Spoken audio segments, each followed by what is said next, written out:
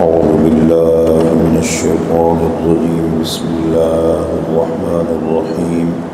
وظللنا عليكم الغمام وأنزلنا عليكم المن والسلوى كلوا من طيبات ما رزقناكم وما ظلمونا ولكن كانوا أنفسهم يظلمون.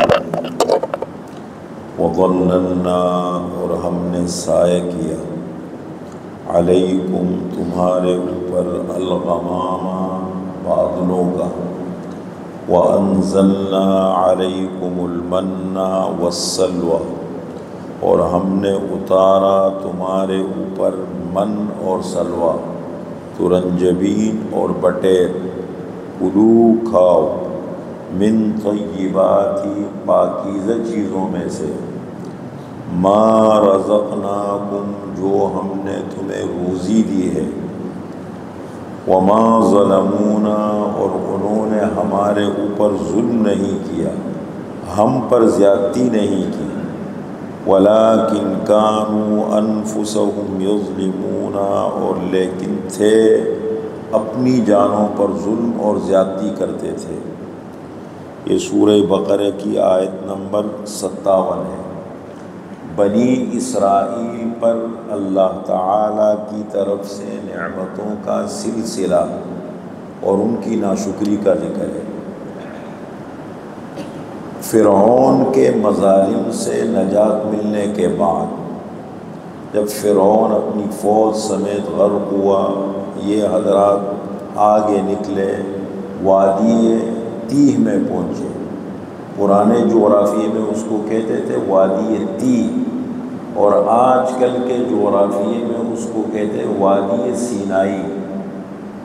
جدید جغرافیے میں اس کو کہتے ہیں وادی سینائی، اور اس کا رقبہ لکھا ہے کہ یہ تقریباً ہے 36 میل اس کی لمبائی ہے، صحرا ہے، تا حد نگاہ صحرا ہے، 36 میل اس کی لمبائی ہے اور 24 میل اس کی چوڑائی ہے۔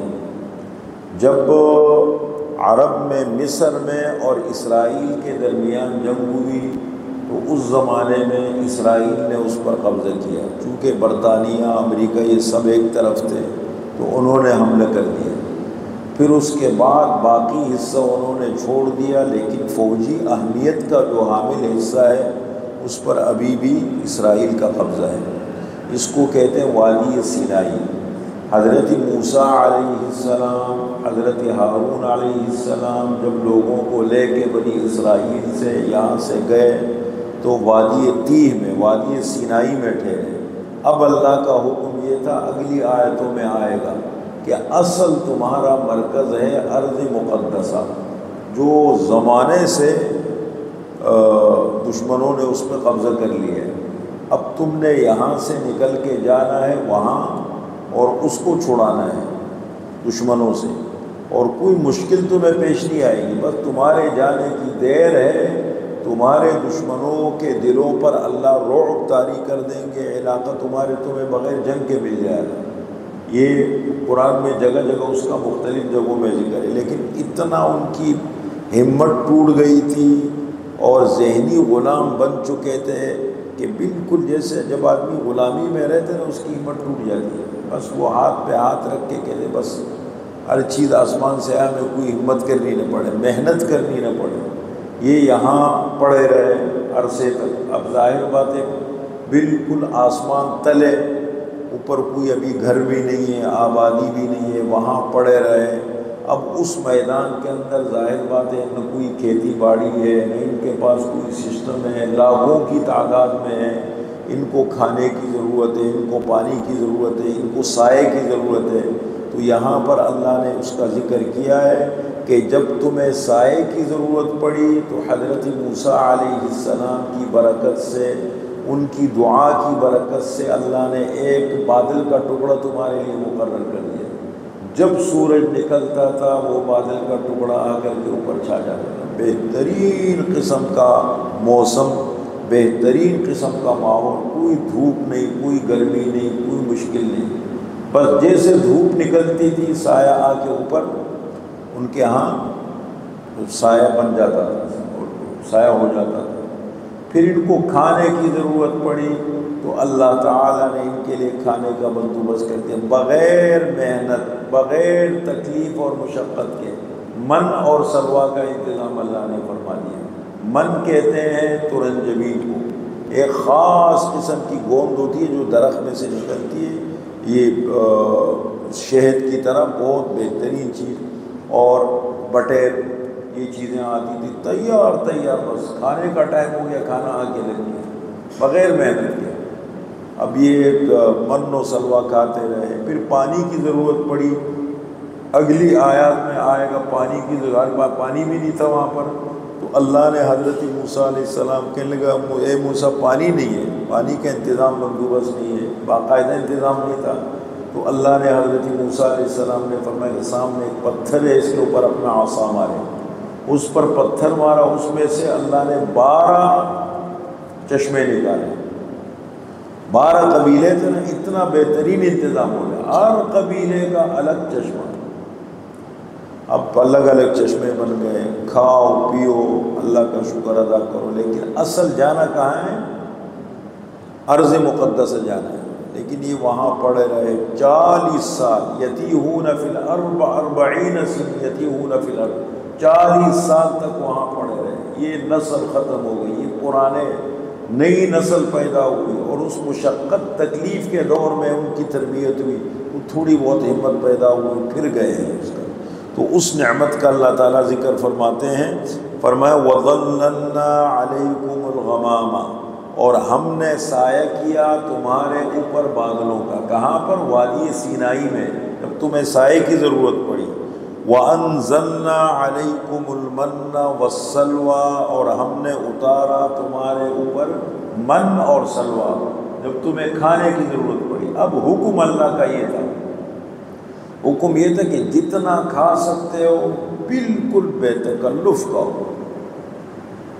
لیکن ایک چیز کا خیال رکھنا ہے، کھانے کے بعد جو رہ جائے اپنی جگہ پہ چھوڑو، ہاتھ نہیں لگاؤ، اور ذخیرہ اندوزی منع ہے، جمع کرنا، چھپا کے رکھنا، جیسے انسان کی عادت ہوتی ہے، حریص لالچی ہوتے ہیں نا ہر چیز کی۔ شادی میں آپ نے دیکھا ہے، شادی کے اندر اتنا بھر دے گا، اتنا بھر دے گا، اور دیکھیں جو ٹیبل بھرے پڑے۔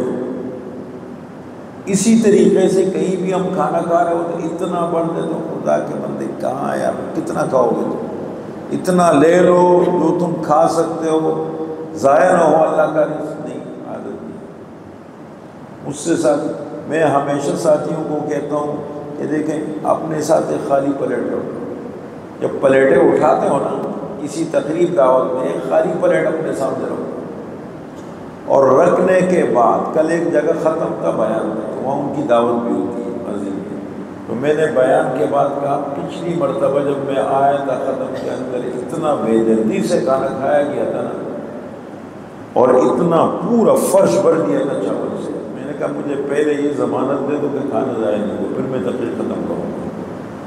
کیا سسٹم بنایا، بہترین سسٹم بنایا تھا۔ میں نے کہا سب وعدہ کرو، رمضان کا مہینہ ہے، ختم قرآن کریم کا موقع ہے، کھانا ضائع نہیں کرو گے، اپنی پلیٹ صاف کرو، جتنا کھا سکتے ہو اتنا کھاؤ، خالی پلیٹیں رکھو، ہڈیاں اس میں ڈالا کرو۔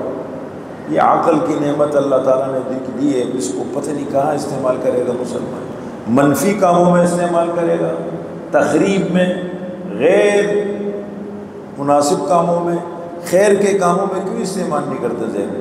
اچھے اللہ کے رزق کی قدر کرنا سیکھیں، نعمت کو استعمال کرنے کا طریقہ۔ ابھی تک مسلمان تو کہ حیران ہو جاتا ہوں، پڑھے لکھے لوگ ہیں، اتنی بڑی بڑی باتیں کرتے ہیں، لیکن اللہ کے رزق کو اتنا بے دردی سے استعمال کرتے ہیں، اس سے تو قحط سالی آتی ہے، اور یہ پتہ نہیں کیا ہوتا ہے۔ تو یہ بہت زیادہ اس کا خیال رکھا۔ اب ان کو بھی یہی کہا بھائی ذخیرہ اندوزی مت کرو، جو تمہیں وقت پہ کھانا ملے گا، جتنا کھاؤ گے وقت پہ کھانا تازہ تازہ تمہیں ملے گا۔ اب ایک آدمی گرم روٹی ملے اس کو، اور ایک آدمی کو پرانی روٹیاں جمع کر کے کھائے، فرق ہے نا۔ ہماری تو عادتیں اتنی خراب ہو گئی کہ ایک روٹی سامنے رکھی ہے، اب اس کو ختم نہیں کیا تو اوپر سے لا کے گرم ڈال دی، گرم گرم کہتے ہیں، یہ کہتے ہیں اس کو رہنے دو گرم کو، کیوں رہنے دو بھائی؟ جب اس کو چھیڑا ہے تو اس کو ختم کرو نا، گرم ہے تو کب تک گرم رہے گا؟ پیٹ میں جائے گا ختم۔ اللہ کی روزی عادت بنی ہوئی، اب کیسے؟ یہ بڑا مسئلہ ہے ہمارا، بہت روزی ضائع ہوتی ہے۔ اپنے گھروں میں اس کی تعلیم دے، اس کا اہتمام کرے، پلیٹ صاف کرے۔ ہمارے گھر میں تو ڈونگے میں ایک پلیٹ رکھا ہے، کھانا رکھا جاتا ہے، سالن جو بھی ہے، اور الگ الگ پلیٹ سامنے، جتنا کھانا ہے اپنے پلیٹ میں جا کے پلیٹ صاف کرو، باقی ڈونگے میں بچ گیا بس واپس لے جا کر کے پتیلے میں ڈال دے، ضائع بھی نہیں ہوا۔ اس کا بہت زیادہ چیزوں کا خیال ہے۔ اب انہوں نے کیا کیا؟ ذخیرہ بندی شروع کر، انجام نتیجہ کیا نکلا؟ اللہ ناراض ہو گیا۔ اس کا ذکر ہے، آگے آئے گا، باقی تفصیل آئے گی۔ وَظَلَّلْنَا عَلَيْكُمُ الْغَمَامَ، اور ہم نے سایہ کیا تمہارے اوپر بادلوں کا، وَأَنزَلْنَا عَلَيْكُمُ الْمَنَّ وَالسَّلْوَىٰ، اور ہم نے اتارا تمہارے اوپر من اور سلویٰ، کُلُوا کھاؤ، من طیبات ما رزقناکم، پاکیزہ چیزوں میں سے جو ہم نے تمہیں روزی دی، جتنا کھا سکتے ہو کھاؤ۔ لیکن کیا ہوا؟ وما ظلمونا، انہوں نے ہم پر کوئی ظلم نہیں کیا۔ اللہ فرما رہے یہ جو عذاب آئے، نعمتیں چھن گئی، پھر دشمنوں کو پھر اللہ نے مسلط کر دیا، وما ظلمونا، انہوں نے ہمارے اوپر کوئی ظلم نہیں کیا، ولکن کانوا انفسهم یظلمون، اور لیکن تھے اپنی جانوں پر ظلم اور زیادتی کرتے تھے، اپنے اوپر ظلم کیا کرتے تھے۔